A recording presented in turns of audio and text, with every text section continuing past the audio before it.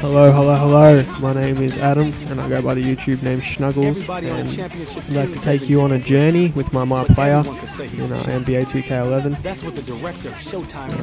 I've gone with a power forward for the player I'm going to create, just for the simple fact that you don't see too many people posting gameplays or games of them playing power forwards in my player. Probably more specifically to do with the fact that it is incredibly hard to get good gameplay, I suppose, for that's entertaining to watch as a power forward, especially with the play system in NBA 2K11. It wasn't as bad in 2K10. I suppose they're trying to get it to be more realistic, and you can't knock 2K Sports for going in that direction. I mean, that's what they've been trying to do to every basketball game that they've made. And the 2K11 is no exception. They're getting incredibly close. But it does take away a bit of the realism in the way that you play because of the way the plays work. But enough on the plays. I mean, we'll get to that when I actually get to games where I get to use them. So I will be a power forward. My name's Adam Bruce, so that's the name of my character.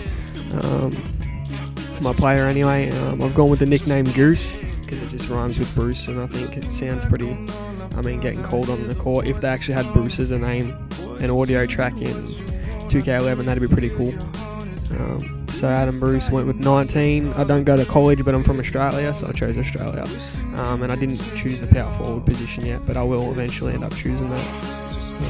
So going with the hair, the stubble medium, beard style 13, eyebrow 3. I end up going with just a normal head because every time I try to do a randomized head, I never seem to get one that looks realistic or real in a way. So I've got to stray away from that and just use the default head that they give you. See, I'm trying to play around with it a little bit, trying to get it to what I want, but to no avail, so I just end up with the normal head. But power forwards, you got Tim Duncan, who's probably, everyone says, revolutionised the power forward position, and in my opinion he didn't. I know it's a bit controversial to say, but I think for you to revolutionise something, you've got to expand on what's already there, and he didn't really expand. He just did everything that was there exceptionally well. As a fantastic post player, he used the backboard, which you got criticised for sometimes. But he scored points. He won a championship with the Spurs, and he will go down as a Hall of Fame player. But if you look at revolutionising, I think you'd almost have to say Dirk or Kevin Garnett, because both of them can shoot. Dirk's obviously the better shooter, but Garnett can shoot threes and is a decent mid-range shot, where Dirk's, you wouldn't even really class Dirk a power forward with the way he plays. He posts up like all power forwards do, but maybe except Bosch, but he doesn't. He's a shooter, and I think that's where I think basketball is going, in the direction that it needs to go, where every single player on the court needs to be able to shoot a jump shot, whether you're a center or you're a point guard, because why limit yourself to the expectations of what people think a position should do and what you think you can do? Obviously you predominantly want your center posting up and getting dunks and scoring around the rim and finishing at the rim, because they got the size to do it. But if you're a center that does that and you can shoot medium range jump shots, and even if you expand to threes, which I think a lot of players should start doing, like for instance take Blake Griffin for an example. He's a brand new player who's just come into the NBA, and you look at what he's doing with the dunks, the spectacular dunks and all those sort of things. And then, you realise that if he wants to become a fantastic player, he's going to have to eventually develop a mid-range jump shot. Now, I already think he has one. Obviously, it's not as good as he wants it to be because he never really uses it. But, he's already working on that. And then if he develops, he can start shooting threes. He's like a bigger version of LeBron, 6'10", and probably a little bit stronger as well. And probably just as athletic as LeBron, if not more athletic. Imagine having to guard someone like that. It'd just be incredible. And it'd be the exact same for a center. But if a center learned how to, like all the centers tried to learn how to shoot medium range jump shots, obviously a few of them can. But if they all focused on being able to do it, imagine how much harder it would be to guard someone on the basketball court. It'd make for a more exciting play to begin with.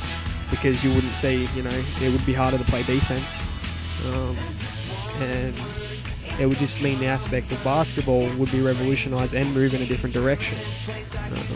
So my player, I'll begin with probably defensive side, upgrading your vertical and your stamina and your low post defense and stuff like that, and then branch on, because I want to be predominantly a post player. I don't want to be shooting 3-pointers like you see some people with 7'6" centers shooting threes. I don't want to be like that.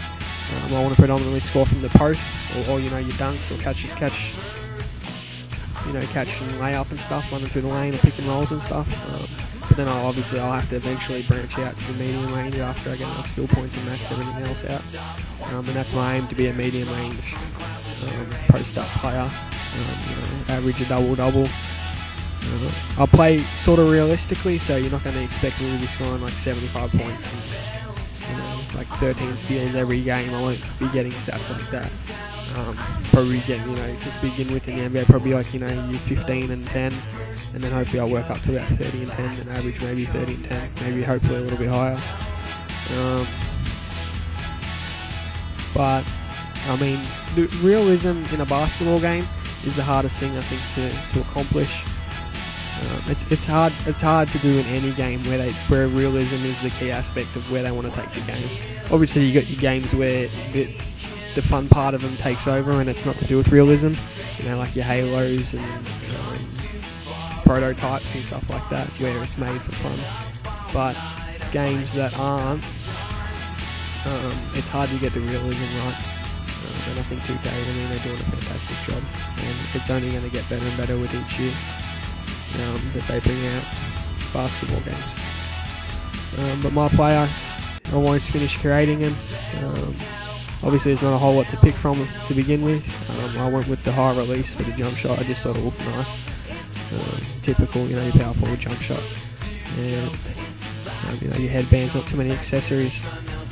But it is finished, and I'll have the rest of the games, hopefully the summer circuit, and then you'll see who I get drafted by. Thanks for watching, appreciate it, I'm out. The height of your player will reduce the maximum number of skill points you can earn in each game. For example,